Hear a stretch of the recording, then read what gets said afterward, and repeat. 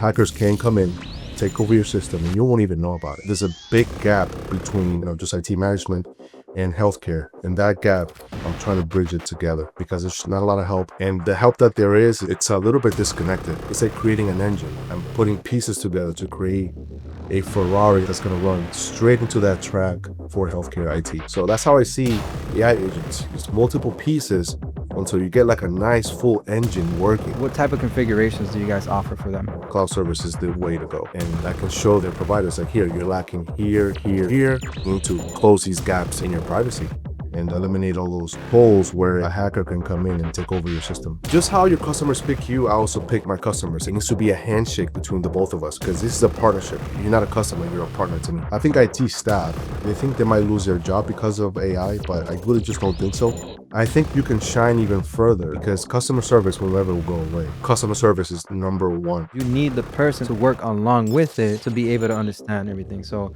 that's exactly how I see it as well.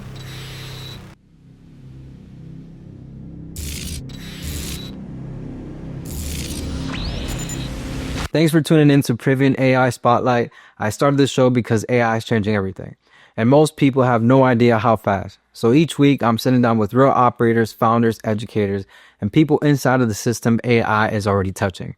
No hype, just real conversation about what's actually happening behind the scenes. So if you want to stay ahead on what's coming, tap subscribe. Now let's get into today's conversation. Welcome back to Privion AI Spotlight. Today I'm sitting with Alexander Primiterio, the CEO and founder of PrimiSmarts Technologies, who's done amazing work in the healthcare sector. So Alex, thank you so much for joining. Yeah, thank you. Thank you for inviting me. For sure. So for those who do not know you, and can you tell us a little bit about your background and also how you got started in the healthcare IT sector? Yeah, so my background's always been, problem solving.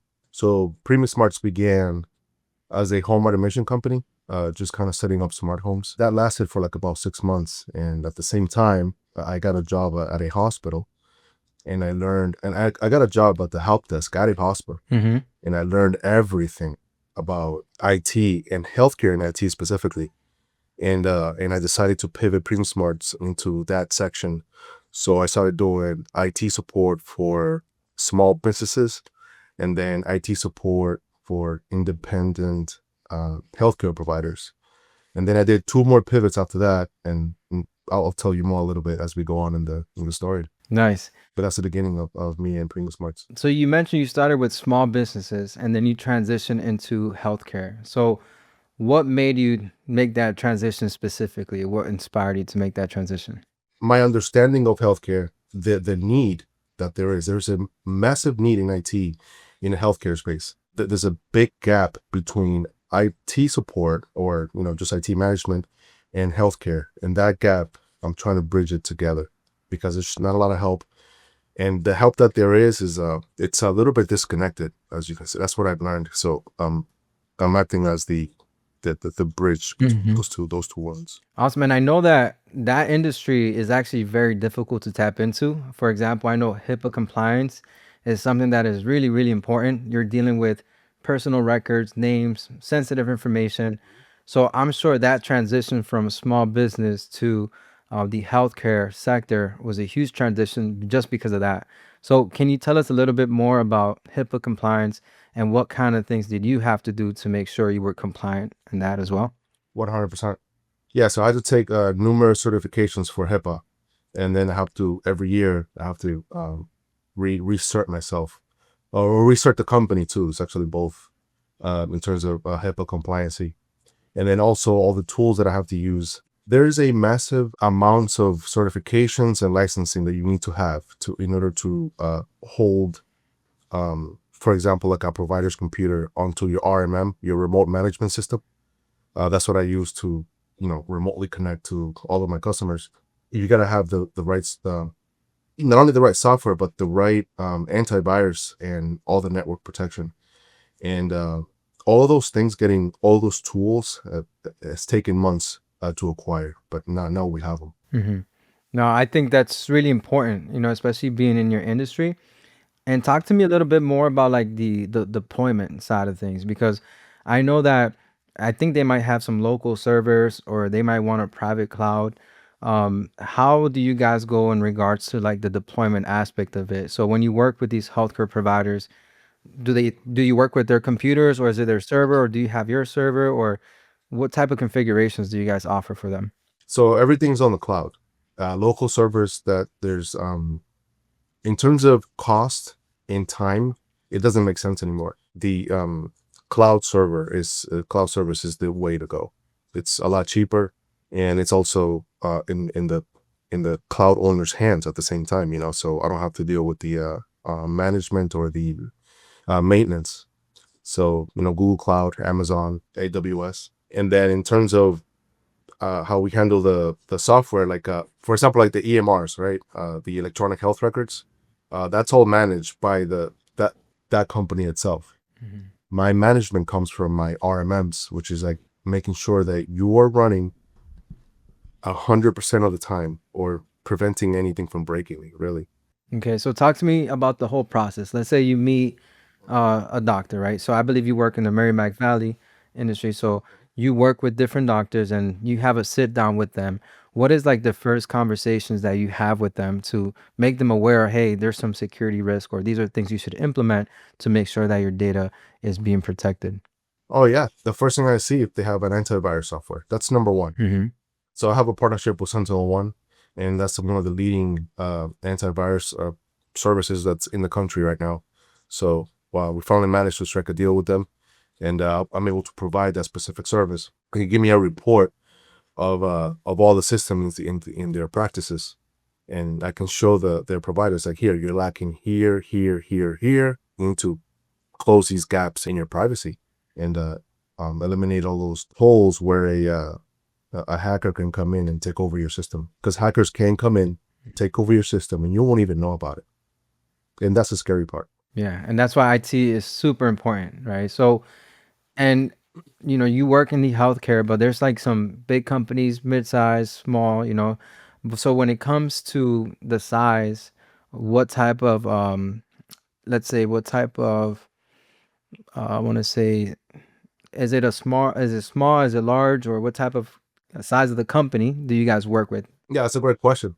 So at the beginning of the year, it would be to just a small office. Now that I have like all the tools that any other business would have, I can take medium to large. We have all the tools to take on anything and anyone right now. Mm-hmm. But just because I can do it doesn't mean I'm doing it. I'm very careful so just how your customers pick you, I also pick my customers. It needs to be a handshake between the both of us, because this is a partnership. It is not even a customer to, you're not a customer, you're a partner to me. We have to work together to strike the best balance between service and action. And it has to be a handshake. But in terms of the size, the answer to your question, we can do a large company, Mm-hmm. but we're choosing to go small and medium only in the Merrimack Valley. We are doing very small pockets and in very small area to make sure we get this thing right. Because PrimiSmarts was made, and it's being created still, strategically picking the right tools and all the right things that I need to make sure I can provide the best service at the best possible price. Mm-hmm. Just like a generic IT company, they just have all these things, and because they have to pay for all those services, they make the price gigantic when it doesn't need to be. Mm-hmm. I am curating things little by little. It's like creating an engine. I'm putting pieces together to create a Ferrari that's going to run straight into that track for healthcare IT. Awesome. I think you mentioned that the tools are super important for you to provide a really specialized and tailored solution that is also cost effective, right?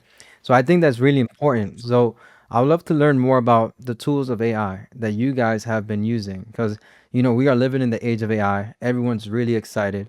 But again, you're in a very regulated industry. So can you talk to me about how AI has been used as part of your tools, and also what's kind of have been the feedback from these healthcare providers or these people in the profession? In terms of AI, we started implementing AI about 2 months ago, and we use exclusively just Google Cloud for AI. Gemini, Gamma, all of those Gemini tools. But we have one specific tool that I'm going to be deploying tools one by one. So I want to tackle a real problem. which is a turnover rate. There is a massive turnover rate of staff in offices, hospitals, what have you, right? So the PrimiSmarts support app that I'm deploying, this is my first AI deployment, or that I'll be sharing with my providers very soon. Will be a highly trained AI chatbot where you can talk live and share screens regarding the electronic health record, your EHR. So, for example, if you're using Athena Health, that's my first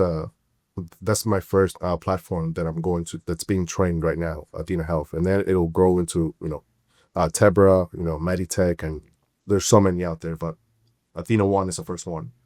So, for example, if let's say you have a new staff, instead of the staff asking everybody help when everyone's busy, she can just go in and ask, hey, where can I find the demographic of this patient, or where can I find this toggle or specific settings? How do I create a new user? For example, the office manager would need something like that. You don't create a new user every day, so the AI will tell you exactly where to go. And if you're having trouble going through the instructions, you can share screens and it'll tell you live where to go and find certain things. That's my first deployment. Awesome. I think that's a huge resource right there, because as you mentioned, there's a huge turnover, right? So when it comes to retention at work, right? People are coming in, people are coming out, but just imagine how much time is needed to train someone. Literally, you might need to take a whole month, even sometimes even a whole year, so that someone can really fine tune the whole process that's taking place. So I think that's a great application, that if you can create an agent or an AI chatbot where you can go ahead and already train it based off the company's workflows or their systems, and then have someone be like a digital coworker, right? Meaning it's going to guide them through the process, is saving the doctor time and saving them money as well, as they don't have to go ahead and do this kind of handoff training. So I think that's super neat. Something interesting that you mentioned that I want to pick your brain on is, you mentioned that your agent eventually will be tapping into these other systems that they currently have. Can you kind of guide us, for those who don't know, how is it that an agent can tap into existing systems? Well, the agent's not directly tying into the system. The AI, the chatbot, is it's trained on all of their support documents to know where to go when you ask it a question. In terms of tapping into directly into the system, that's not how it's working. At least not now. If I can strike a deal with Athena, I will be more than happy to do something like that. For sure. But this comes into play, which is PrimiSmarts has two divisions, which is the MSP, which is the one where I can control your system remotely, and then that's division 1. And then division 2, it's the MIP, a managed service, managed intelligence provider. So that's where the AI comes from. So by having the MSP, I can grab my AI tools and just directly push them to your systems remotely. You don't even have to go online. It'll be an application in your computer you just wake up with. So I think that's the beauty of having the synergy of being able to control the system and having the managed intelligence provider, and all work hand in hand together. I think that's amazing. I'm excited to see that being launched, and I know that's going to be a huge resource for those in that industry for sure. It's going to be a huge help. And talk to me more about the fact. Actually, I know that you did a program. Correct me if I'm wrong. It was at MIT, right? That had to do with artificial intelligence. So, can you talk to me a little bit about what was one of the most valuable lessons that you learned in that program, or one of the biggest key takeaways that you can share with us? Honestly, a massive shout out to the guys who made that program, because it's called AI implications in business, and how to apply AI into businesses. So what I did, you have to pick a organization, and I chose the hospital that I work with, and I pretended that I was applying AI into the hospital. So what I did, I just reverse engineered it. Instead of being a big building, I reverse engineered it into just a small office. Well, I have other agents that are going to be deployed, but I really can't talk about them right now. But that was an amazing program, and honestly, I've been trying to get a hold of the owner or whoever did that program, because it's absolutely amazing. I learned a tremendous amount. So I know you can't talk about it, right? However, you mentioned something about reverse engineering. And the reason I think this is really important is because many companies want to apply AI, but at the same time, they have to consider what's currently taking place within their workflows. Because I believe that if the workflows are not fixed or enhanced so that AI can be applied and further optimize it, then it's not going to be something that would work or benefit the company, right? Exactly. That's why we have to call it partnerships. That's true. Like you said, that's why we have to call it partnerships because even though I have the solution, it also takes their efforts to also restart. Sometimes you might be doing something for since the inception of the company, but maybe that needs to be changed so that we can further optimize, you know. So I think what you said is really important. That's why you said reverse engineering, and I think that's really, really important when we start applying AI. Absolutely. Yep. So I always bring up the word partnerships, because if I don't know your workflow from beginning to end, then I don't know where I can put the gap. Um, every office, every doctor's office, there's something that's not working between A to B, which is, where the patient comes in to the moment the paycheck from the insurance. That's A and B. That's literally what our office is. The patient walks into the door and you get your check from the insurance company. That's A to B. Between all this right here, this entire thread, there's gaps that can be filled or minimized with an AI agent. It could be either billing, it could be scheduling, it could be how you extract the data from even from a driver's license. Even something as simple as that can save you time and money. Yeah, so you're talking about multiple agents, or are you talking about one agent that can do all these things? Multiple agents. It has to be multiple agents. I like that idea because if you think about it, one person shouldn't be running a whole company. And the way I see these agents is like digital workers, right? Some you have a marketing department, you might have a sales department, you have a technical department. So it wouldn't make sense to make a super agent, but I also believe in the sense that we should make specialized agents for specific departments, understand those workflows, and then also apply it as well. So I love that. Yeah, I have a little example too. So it's like when you go into your car and you shift the key, right? To you, it's just shifting the key and the car turns on. But that's not really the case. When you shift the key, a series of events take place until your car really starts, until you get the spark plug to start the ignition. So that's how I see AI agents. Use multiple pieces until you get like a nice full engine working. That's how I really see it. That's beautiful. That's a beautiful analogy. So I'm sure the crowd is going to be able to learn even from that. So I think that's really great. Tell me a little bit more about like the misconceptions. Like, what are some worries? I believe IT is huge, right? It's moving. It's a forward thinking type of industry. But now that we have implemented AI, that's even more forward thinking. However, I believe many people in the healthcare industry have been in the industry for such a long time. What are some kind of misconceptions that they have, or some scares that they might have about applying this new service? I think IT staff, they think they might lose their job because of AI, but I really just don't think so. I think you can shine even further, because customer service will never go away. I think having customer service is going to separate you from everybody. You're going to be like the 1% if you have good customer service in the world of AI. There's other skills you can learn in the IT space.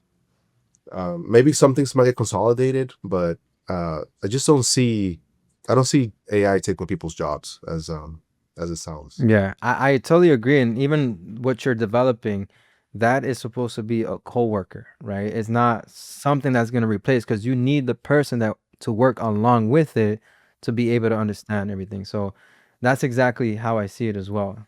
Having a conversation about IT can be a little complicated sometimes because there's a lot of terminologies and there's a lot of you can start seeing it EHRs, RMMs, SOC or SaaS. There's so many words that you can say, but I think the general population or people outside of the industry, they just kind of won't understand unless you're in it. So if you were to explain to us, and that's what I like to do with my channel is like I want to simplify it so that literally even and I said this last time in my last episode that even if a fifth grader is tuning in, like they should be able to understand it. So if you can put it in really basic terms so that for those terminologies, the different terminologies, can you break it down for us? Yeah, like So the RMM is like, the remote management software. That's actually like that's like the spinal cord of this entire service. So there's two divisions, like I said earlier. The RMM for MSP, and then MIP for the managed intelligence provider. And then EHR is the electronic health record. But there's just so many words that maybe they'll come up eventually. I think something you mentioned earlier was partnerships, right? So not only do you have your partner as you were working with them, but you have your internal team as well. So can you talk to me about your team and how you lean on them? I'm sure they specialize on something different and fill in the gaps. Yeah, so I have a network security engineer. His name is Dan, and he is a master at network security. So PrimiSmarts has two more. So, and we have Dan. He handles the network security side. He is a master at just computer wizardry and network security.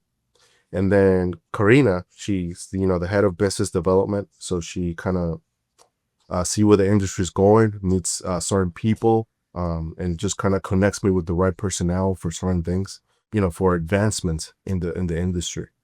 So we have a great balanced team. I'm the founder and the owner, but I am very much one of the core engineer. Like I'm engineering this entire thing, and customer service is number one. Like I tell this to every single person: if you come into IT, please make customer service your number one priority. I'm telling you right now, that is number one. Everything else is just change. I saw on your website you provide 24/7 service. That means your customer service must be out of this world. But at the same time, we have to go to sleep. We have to take some breaks. So tell us, how exactly can you provide this 24/7 type of service? Well, 24/7 is always on. So we have a call system. A call comes in, it goes into a queue, but either me or Dan is always online. There's no off time. But at the same time, not every doctor's office is open at 3 a.m. That's just not realistic. At the same time, like you're not, like a primary care is not open at 2 a.m. or 3 a.m. or etc. But we do have to be ready. So it is a 24/7 support. Okay, so right now my RMM has an automation to do some certain things every Sunday, and it's doing it right now. So hold on. Okay. It's for my computer. So right now, basically, So you guys can see it's happening live. His process is happening live. it's actually for a reboot for certain updates. And I know that on your website, you also have something about you automate routine maintenance and security tasks. Can you talk to us how exactly you do that? Or is that through I believe the RMM? That just happened right now. Oh, through The interruption from earlier is actually that what you mentioned. to kind of just wrap it up, for those who want to like learn more about you and learn how to connect with you, what would be the best way to do so? Well, you can send me an email at primiterio@primismarts.com, or you can go to our website, primismarts.com, or you can just go on Instagram at primismarts, and you can find us there too. Guys, you heard that? Please check him out. Alex, thank you so much. I honestly believe that we learned a lot, especially from the IT sector and also how you're going to be using AI in this industry. So thank you all so much for joining, and we'll see you in the next one where we'll continue to interview different people from different industries and see how AI is impacting the world around us. Thank you all, and see you in the next one. If you're interested in how AI can be used in your business or at work, I'd love to help you understand what that really looks like. I made a free tool called the AI Audit Assistant. It asks you a few simple questions that shows you exactly where your business is leaking time or money and where automation can help. It's simple, it's fast, and completely free. Just click the link below and enter your name and email, and I'll send your audit agent straight to your inbox. And if you got value from this conversation, subscribing really helps this channel grow. So thanks again, and I'll see you in the next episode.